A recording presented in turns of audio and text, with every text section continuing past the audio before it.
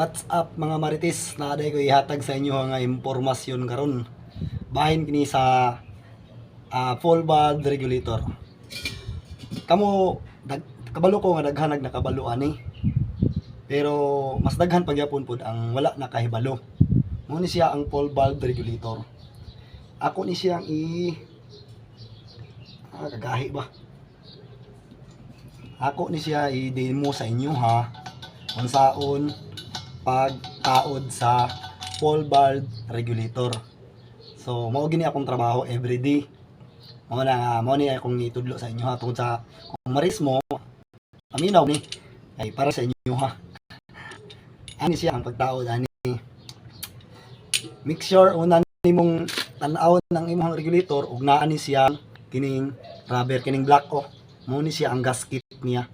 Gasket ni siya mga marites. Oh.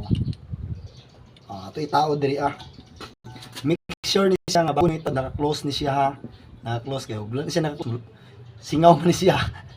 So, make sure nga naka-close ni siya.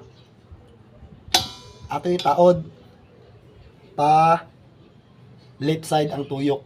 Pa left side ang tuyok. Left side ang tuyok ano. Ana lang ni siya kasayon. Ana lang siya kasan. Pabalaan mo na siya nga di na siya mag-leaking. Basta kay dili na siya mulihok-lihok imong tandog-tandugon diri Wala na lang ko ni butang ihugho sa sunod ako na ni siya itudlo sa inyo step by step na siya. Itudlo ko po na ko sa inyo ha ang snap-on regulator karon.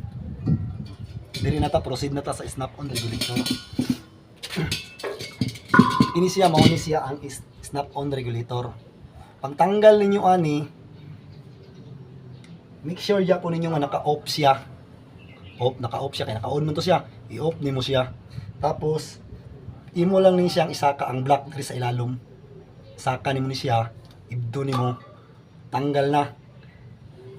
Niktaod nimo ani mo lang gyapon ang imong buhaton. Same process lang gyapon. Make sure lang nimo siya gyapon nga naka-close siya. Naka-close siya diri sa yahang on off. Pagtaod nimo same process gyapon.